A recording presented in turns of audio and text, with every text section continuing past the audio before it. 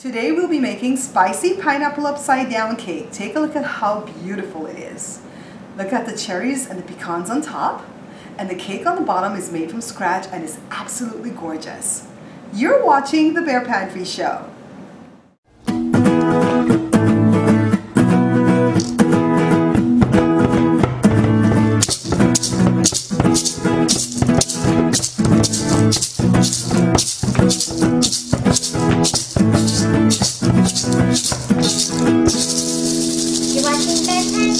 Alright guys, before we get into the ingredients that we're going to need, I want you guys to know that I already have a recipe at the site on pineapple upside down cake, but this one's a little bit different.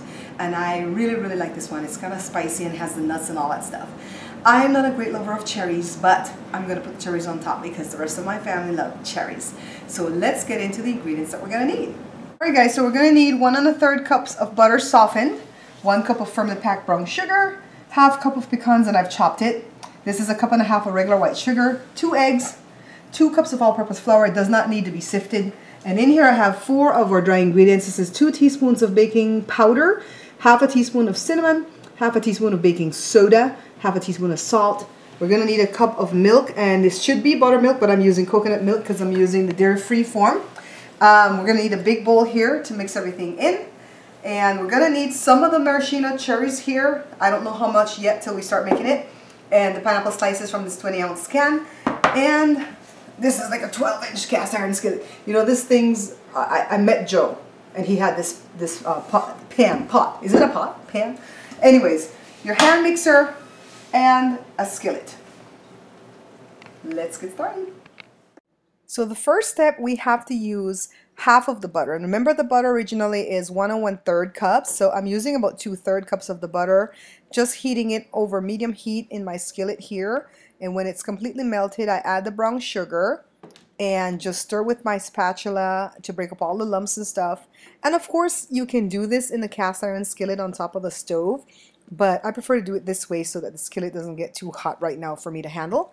So now after it's done, just move it over to the counter, pour it in the skillet, and you can use a barbecue brush for this next step, but I'm just using the spatula because I don't want to have too much stuff to clean up. And I'm just kind of rubbing the batter up on the sides of the cast iron skillet so that it's going to coat the cake when I put the batter in, right? So now I'm putting my pineapple slices, and I've tried it before with fresh pineapples and it's awesome that way too, but this works fine. And look, I don't double stack them, so I'm getting like 7 pieces of pineapple slices, and that leaves me with 3 pieces left over, which I'm not going to waste. So I'm going to cut them in half and just kind of lay them alongside the inside of the cast iron skillet like this, just so that that will be on the side of the cake when it's all done. Now it's time to add the maraschino cherries, and of course I don't like the smell of the cherries, so I'm kind of holding my breath here. And I'm just going to jam them into every nook and cranny that I can find.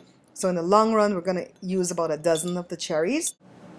Alright guys, so now we're going to put the pecans. And I like pecans, not like the cherries that I hate.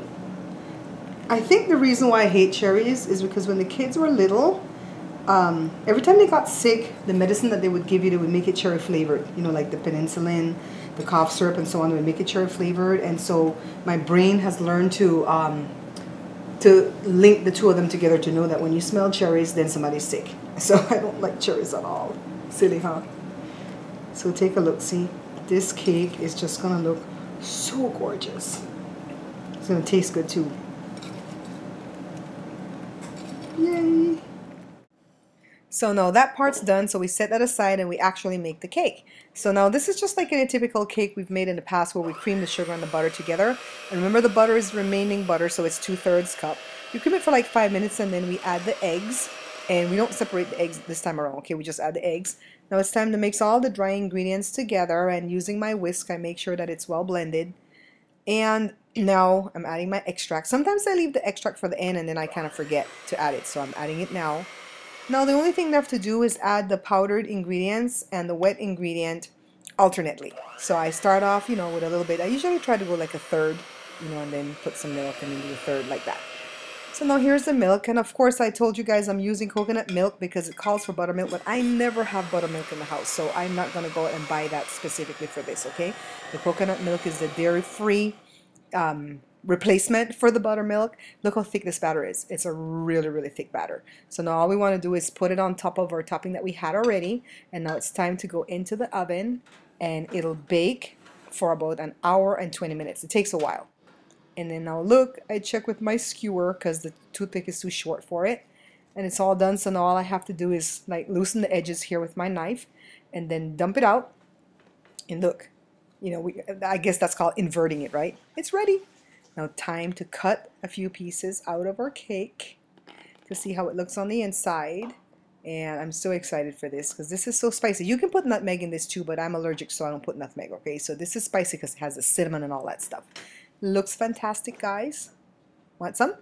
Gorgeous, isn't it? You're probably wondering why I'm doing all these sweet treats, right? I've been doing treats for quite a few weeks now. Well, part of the reason is because we're getting ready for Jada's graduation party on June 1st, and I want to see which desserts I'm going to serve at the party. And the other part of the reason is because this coming weekend is Mother's Day. And I just want you guys to have options on what you're going to make for mom, okay? So first of all, to all my moms, happy Mother's Day. And some of my dads too, because some of my dads are dads and mom at the same time. So happy Mother's Day. Enjoy your day. I know that that's probably celebrated in this side of the world and probably not over like in Australia and stuff. I'm not sure because I know you guys have a different Father's Day. But from this region, it's Mother's Day on the 11th of May. And I want you guys to be safe and enjoy your day. And if you like the video, hit like below, share it with your friends and family for me. And until I see you guys again, take care. Guys, I have to come outside to taste the cake because Joe is fixing something in the bathroom and he's using heavy tools and you won't be able to hear me, so taste, taste, taste.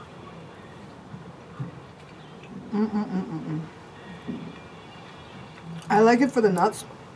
Jada doesn't. The cake is crumbly. And there's a portion of the cake that's crunchy. I like the cinnamon. Of course, you know, you can put nutmeg. I don't put nutmeg in anything because I'm allergic.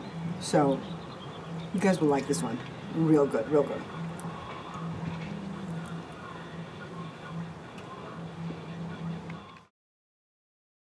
Please check out my review channel right here on YouTube. It's called Bear Pantry Talk. Also, check out my vlog channel. It's called Babs Bear Talk.